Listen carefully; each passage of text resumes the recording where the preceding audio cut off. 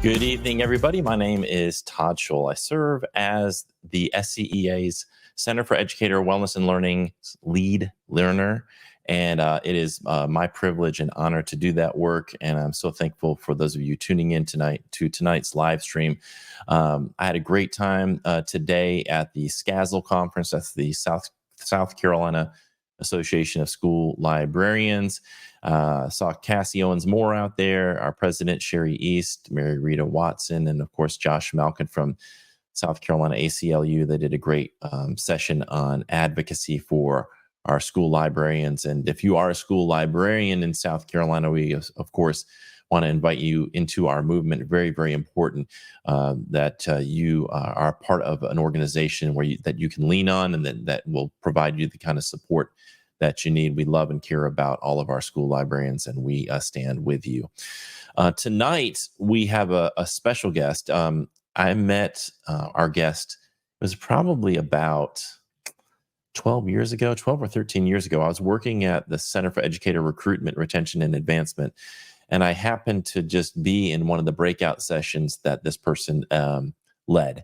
And it was one of the best sessions I had ever been to. And I had been teaching for a long time prior to that. And it was just very eye-opening. And it was about poverty's impact on the brain, poverty's impact on learning.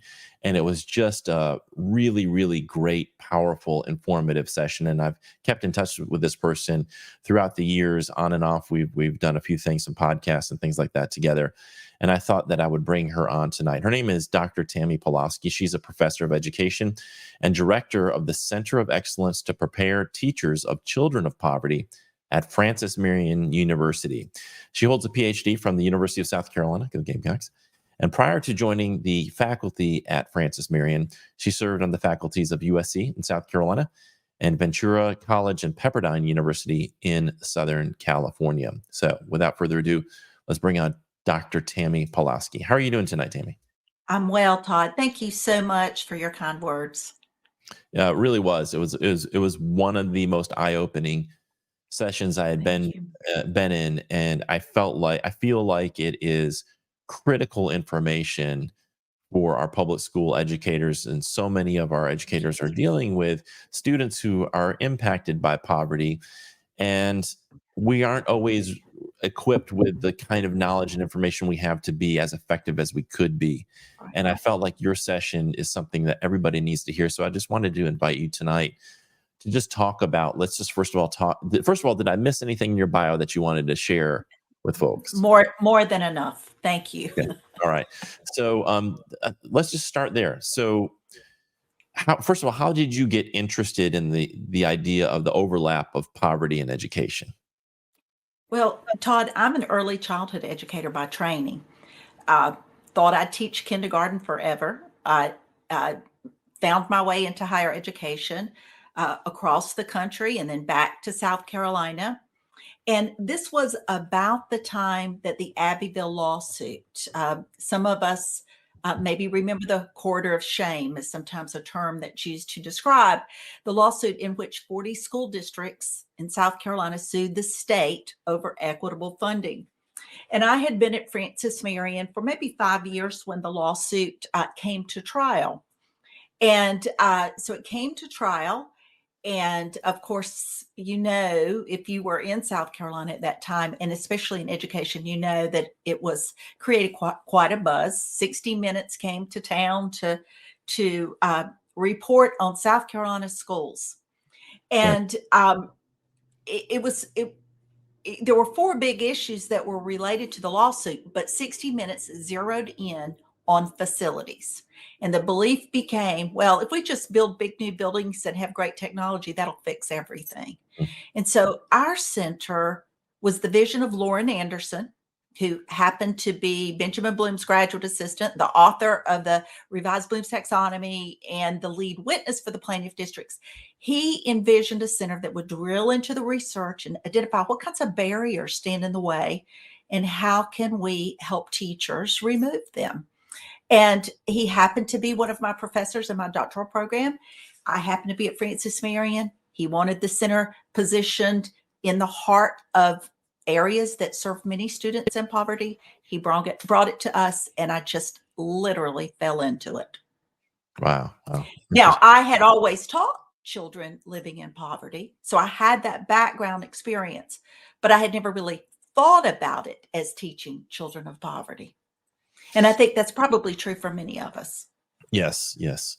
What, I saw your presentation. It was a long time ago, and we've had conversations, but we don't have hours tonight. But if you could distill some of the key concepts that you think educators should know when they're dealing with students with poverty, and I think this is particularly important for teachers who maybe come from a middle income background or an upper income background, and just have had an experience in a culture, and then coming into a classroom where there is poverty. There can be that disconnect there. So what are some things they need to know and be aware of? That's exactly why we do this work. Many of us received a one-size-fits-all teacher preparation program, and so we got these great skills. But if we land in schools that serve students who have different life experiences than we have, many times it's hard to relate. It's hard to understand those barriers, and it's even harder to remove them. So some things that we think are important is that, very simply, resources matter. The resources that a person has available, they matter. And those resources, when we first began this work, we were squarely focused on financial resources, money, what money can provide, and uh, how it gives us a leg up in many cases. Things like food, school supplies, opportunity to travel and to see different places and to build that background knowledge, all those kinds of things that's the financial resource piece.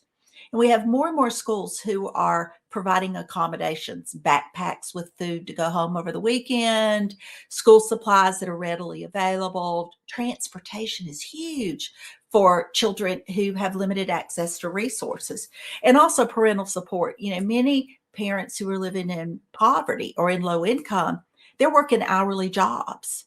Yeah. If they take an hour off to come to a parent meeting or to pick their child up from an after school activity, they just lost dinner money.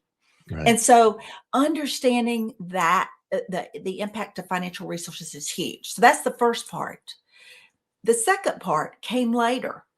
After we had done this work for, I don't know, 6, 7 years, we started hearing from teachers that they were concerned about other students, not just low income students living in low income, but other students, that there were other things that were creating barriers. So we began to think more and more about that. And as a result, we redefined poverty. We now define poverty as the absence of any resource that could stand in the way of a student's school or life success. So those resources might be emotional or social resources. Those are not limited just to students who have limited access to financial resources. We've got lots of kids that have a hard time collaborating, cooperating, working in groups. And we also have lots of students from all demographics who look in the mirror and maybe don't feel empowered and loved and have high esteem. But also, so that social and emotional resources, financial resources, there are physical resources that many of our students are missing. The major one I think about is sleep. How many of our students are getting ample sleep? Cognitive resources, primarily executive function, brain resources that cause students to forget things, not be able to find a pencil in their book bag, those kinds of things. And spiritual resources. When I think about spiritual resources, it might be a formal religion, but we think of it more as this understanding that tomorrow can be a better day. Even if I had a lousy day today, I have faith. I believe in myself enough that tomorrow can be a better day. This idea of hope. Yeah. So we think about those resources and what barriers are presented when students are missing those resources. Yeah. You were one of the first people I heard, before trauma informed became like a kind of a buzzword. You Yeah. were talking about poverty's impact and on the brain.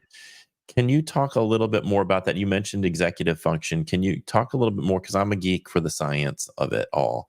And I think a lot of teachers, it's helpful to understand that this isn't just like rhetoric, that it's not just a rhetorical thing of like, hey, let's help kids with poverty. Like there's actual science we need to understand. And I feel like that's Exactly. one area where when teachers are being prepared, a- a- in some cases, they're not really getting enough neuroscience. And it's like a mechanic not understanding how a engine works. It's like we're working with young minds, and we should be understanding how their brains work. So can you talk a little bit Yeah. about some of the neuroscience around poverty? I too have become a student of neuroscience. Uh, and for me, it's the secret sauces, if you will, in terms of understanding student behaviors, understanding parents or family partner behaviors, and understanding how poverty or stress or life circumstances impact the brain. So um, I agree with you that we all need to better understand uh, cognitive science, the science of learning, educational neuroscience. Those are sort of interchangeable terms. What we do in our work is we've identified 25 practices that we think matter most. Decrease stress is practice number 2. But what we do, at least people tell us what we do that is different, is we view it through the lens of educational neuroscience. So thinking about stress for a second and trauma informed teaching, what we know is if you live with absent resources, we know that it creates barriers. And as soon as those barriers crop up, it changes where the blood flows in the brain and it changes which neurotransmitters are produced. When I first learned that, I thought, okay, that's a fun fact. But what does this mean for me as a teacher? What I've since learned is that if students don't have the blood in the prefrontal cortex, if they do not have the right neurotransmitters produced in their brain, it doesn't matter how great my lesson plan is or how uh, wonderful my intentions are. Their brains have to be ready to be learners. And so it is incumbent upon me to remove the barriers that are causing unhelpful neurotransmitters to be produced, things like cortisol, and also to be sure I am creating an environment that gets that blood to the frontal lobe. So the more we know about the brain, the more we understand, first of all, that we have the power to change circumstances. We own that classroom environment, and how we set that up is has so much power in terms of how brains fire and then eventually wire. So whatever I do in my classroom, whether it's the environment itself, my dynamics as I engage with students, my facial expressions, all those kinds of things are causing stimuli for my students, firing these electrical impulses and creating neural networks. And hopefully I'm creating good neural networks. Right. I use the metaphor when I talk about the prefrontal cortex and the importance of understanding this. It's like you can have the best phone and you can have the best programs on the phone, but if there's no Wi-Fi connection, it's not going to work. And I Love think, and you can get frustrated with the phone, but if it's not got a connection, it's not going to do what you want it to do. that. And so like that's what I think, that's why to me neuroscience is so important, is that understanding that we have to get that piece right if we expect students to reach their greatest potential. And instead I think we sometimes are ignorant of that, or we ignore it, and just because we just want to move forward with our lesson plan, and it's like, well, if you don't have the Wi-Fi connection, it doesn't matter, like you said.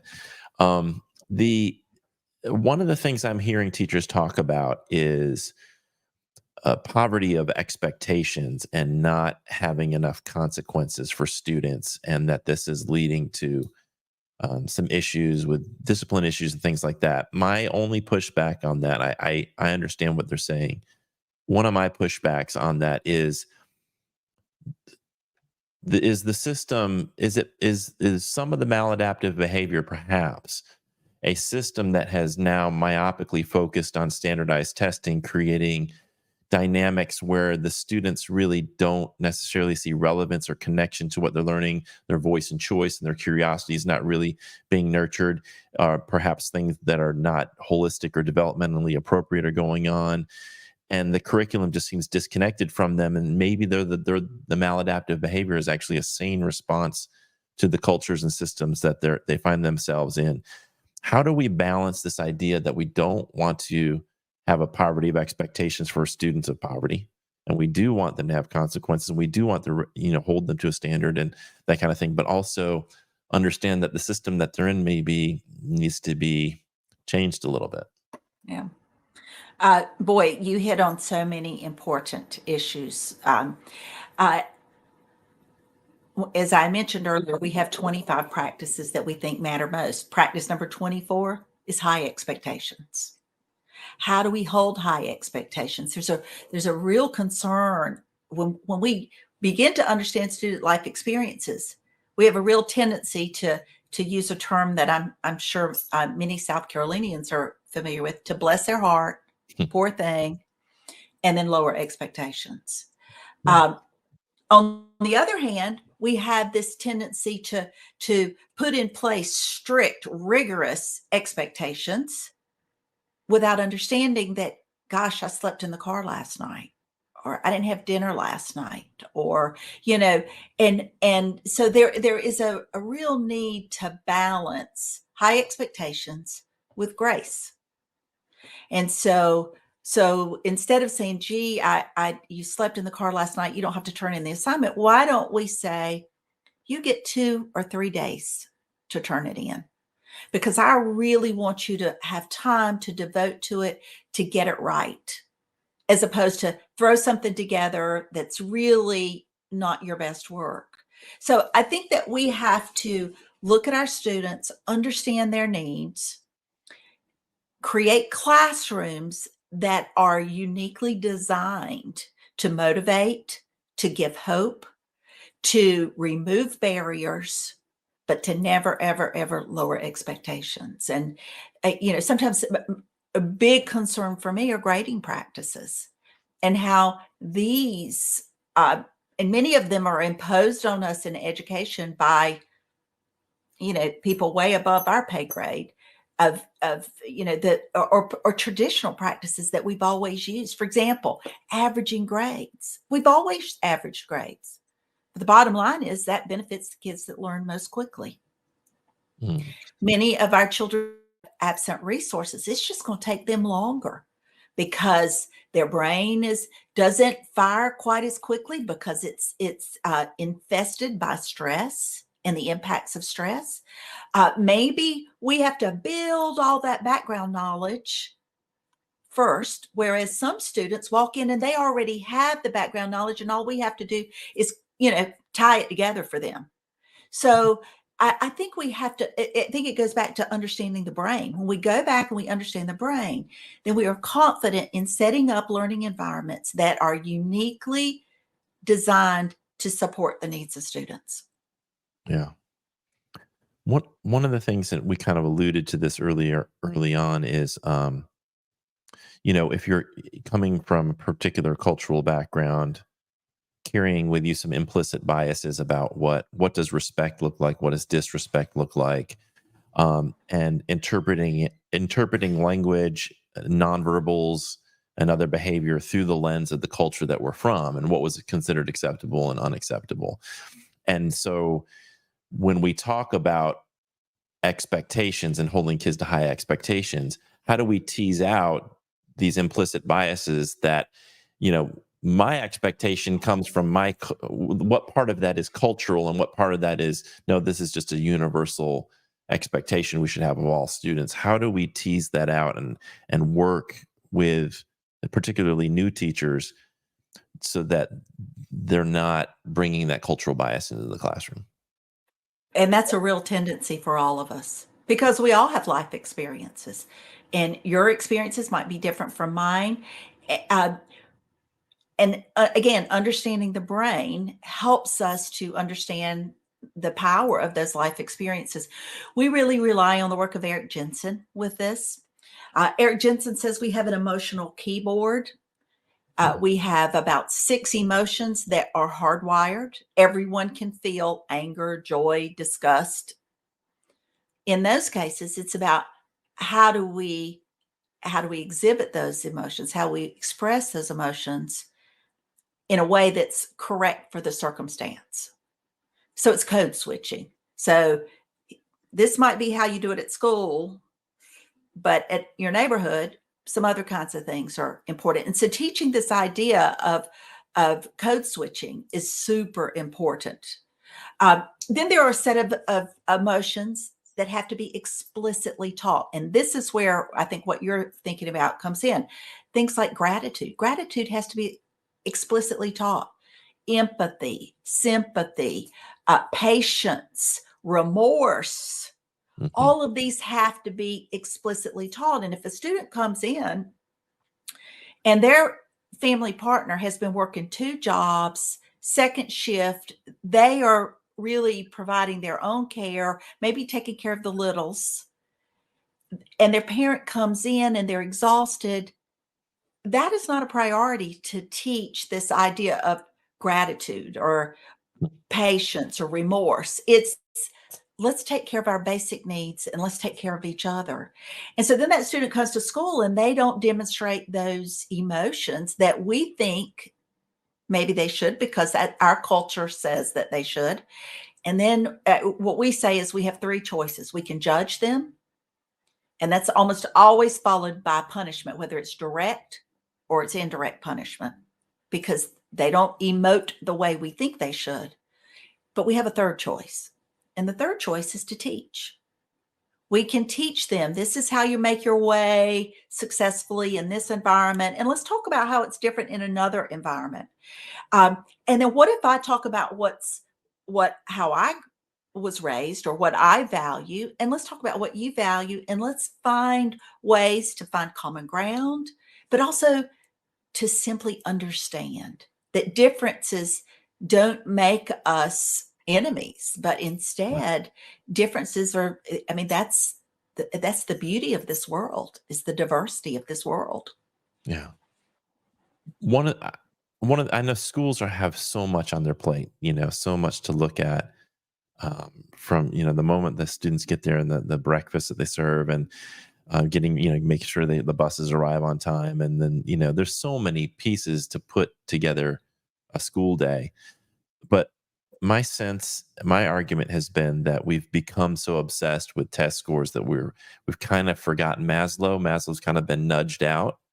And I think we forget that if kids are going to achieve at the highest levels and reach their greatest potential, that we can't just ignore Maslow because we're so obsessed with test scores. What are your thoughts about that? Maslow is a foundational theory in all of our work. Uh, uh, when we think about Maslow, if we look at the triangle, uh, almost at the top are cognitive needs. Cognitive needs, we don't care about cognitive needs until esteem, sense of belonging, love, care, fitting in, all those kinds of things are in place. So the message we offer for consideration is this: the cognitive needs are important. The testing is not going to go away. But if we want our kids to do well on those tests, we must first meet those basic needs, because you cannot think about cognitive needs until those other needs are met. So we offer lots of studies that indicate that if we invest in relationships on the front end, we'll actually realize great gains on the back end. In other words, it is worth investing in the idea of building relationships and connections. Yeah. So I remember, I forgot his name, as a professor at Appalachian State. Anyway, he was saying that if you take care of the base of Maslow's, you can eventually get to where you want to go, but you can't bypass it. It's not negotiable to bypass that. It's not Kids are not going to perform well when they are hungry, or, like you said, they don't feel safe. And so addressing those needs is not woo woo, and it's not that people talking about getting back to basics. And it's like, I wish we would get back to those are the basics to me that we need to get back to is really making sure kids have all of those primary needs met. And I know there's a lot of programs across the state that are doing trying to make that happen, like On Track in Greenville. But I feel like that needs to be something we prioritize. You look like you're frozen, Tammy. Are you still there? Okay, Tammy looks like she is frozen. I do not think we'll give it a minute to see if she comes back. For those of you who are watching, if you have comments or questions, please feel free to put those in the comments, and I can forward those to Tammy, or she can go onto Facebook later and answer those for us. But I'm going to go ahead, and we're getting close to the end of the time anyway. I want to thank Tammy for being with us tonight. She's an amazing presenter. If you ever get a chance to see Dr. Pawloski speak, or you want to connect with her and talk to her about when she's going to what she's up to at the Francis Marion University Center of Excellence for Teaching Children of Poverty, go to fmucenterofexcellence.org. I'm sure her contact information is there. You can reach out to her, and they have tons of great resources on that website if you are interested in learning more. A couple of things I want to promote. If you're not familiar, we have a coaching program. This is for it's intended for induction teachers, but if you are a veteran teacher and you want to give the participate, you can. You go to cool.us/coaching, and you get free one-to-one coaching with a veteran educator. And this happens every Tuesday and Thursday night. And that happens every Tuesday, Thursday night from 6 to 8 o'clock. And Tammy's back. I just want to bring her back to say goodbye. Tammy, we lost Sorry. you. I don't know what happened, but it's a really, I think it was just a good example of when the prefrontal cortex goes offline. We're just extending that metaphor, right? Exactly. But I just wanted to say thank you for your time tonight. Thank you for what you do. The information that you share with educators is vital and important. And I shared the website with them, so hopefully folks will reach out to you if they want to email you. How can they reach you? Would love for you to. My email is tpawloski, Pawloski, at fmarion.edu. Would love for you to reach out, find our website. We have so many free resources that we invite you to check out and join us. We have a webinar series. We have graduate courses that address our 25 practices that will be starting again in the summer. So if you're not in a partner district, we'd love to have you join as a partner district so that you have even extended access to our activities. Yeah, it's well worth it. Great investment of time and resources to work with you and learn more. Again, thank you so much for what you're doing, and we look forward to continued collaboration with you. Thank you so much for what you do, Todd. You truly are providing resources that teachers have never had in South Carolina. We appreciate you. All right. Thank you. Appreciate that. Thank you. All right. Again, that's Dr. Tammy Pawloski. Amazing mind and just great work through Francis Marion.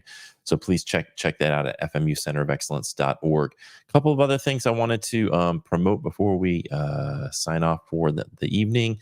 Coming up, we have that's not it. We have Chris Niebauer, who's going to talk about, related to this, educational neuropsychology. That's going to be next week from 7 to 8 o'clock right here in the same venue. And again, as I mentioned, the Cool Coaching with Angie, Stephanie, and Marcella, 6 to 8 o'clock Tuesday and Thursday night for induction teachers. This is free one-to-one coaching, all done online. If you have some questions or need some advice, they'll give that to you, and in a non-threatening environment. And it's just really great to connect with some veteran educators with your questions. We also have the mindfulness retreat coming up, the Educator Mindfulness Retreat.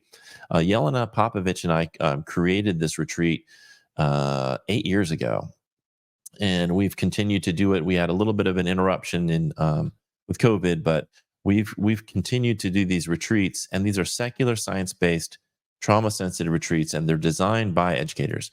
Designed by Yelena, designed by me. Yelena works for Mindful Schools and Whole School Mindfulness. She's one of the country's leading authorities on educator mindfulness. And we sold out the first retreat.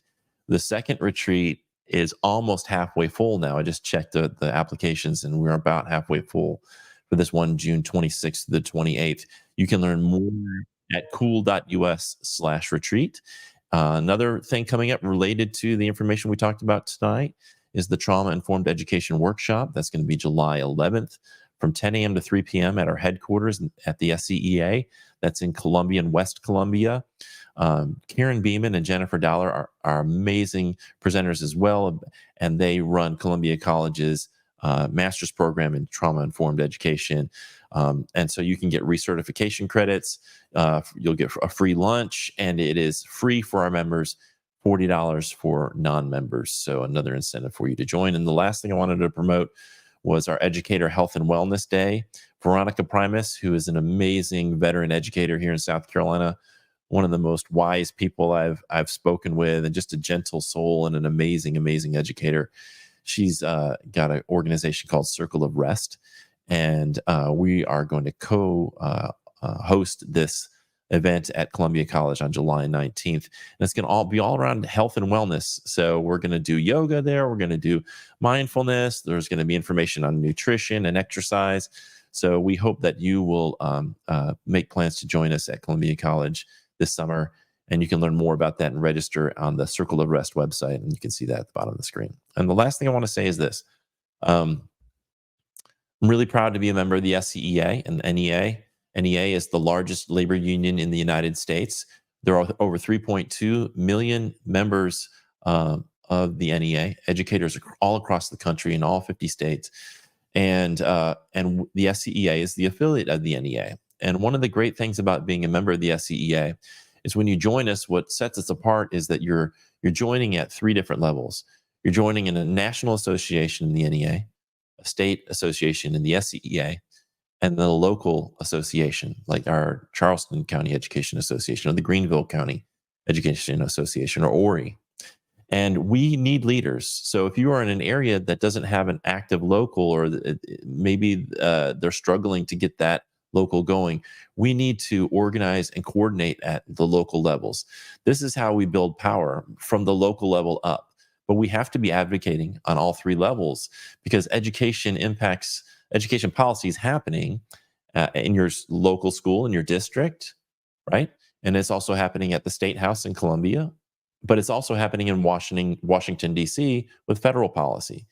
So we encourage you to be a member of the only movement that allows you to join at all 3 levels, so that we can advocate effectively at all 3 levels to create the kind of schools you and your students deserve. So we invite you, if you'd like to be a part of that, you can go to our website at jointhescea.org, or you can text the word join to 48744. If you're not interested in joining yet, but you want to learn a little bit more, you want to kind of like connect with us, you can go to the scea.org/YRO. That stands for year-round organizing. And you can connect with us, and we will reach out to you, and you can learn more about us. Now, you can always go to the SCEA website, the scea.org.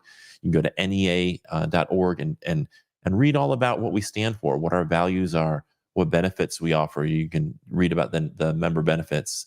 There's a lot of benefits being a member of the NEA, the SCEA, and of course your local association. So we invite you to be a part of that. I want to say thanks again to SCASL, for the Association of School Librarians here in South Carolina, for inviting me to speak about the upcoming docuseries, Rehumanizing School. And I had a great time working with them, and had a great time attending the session with Sherry East, our president, Mary Rita Watson, and South Carolina ACLU's Josh Malkin. Really, really great session on advocacy today. And we absolutely need to advocate for our public schools. They are under direct attack, and we need to be protecting the institution of public schools so that all students have access to a high quality education. Okay, that's enough. We'll see you next week. I hope you all have a wonderful weekend. Thank you for what you do. Educators, thank you for all that you do every day, the hard work that you put in, and the important work that you do. Thank you, thank you, thank you so much for what you do. We'll see you next week on the 12th with Chris Niebauer. Take care.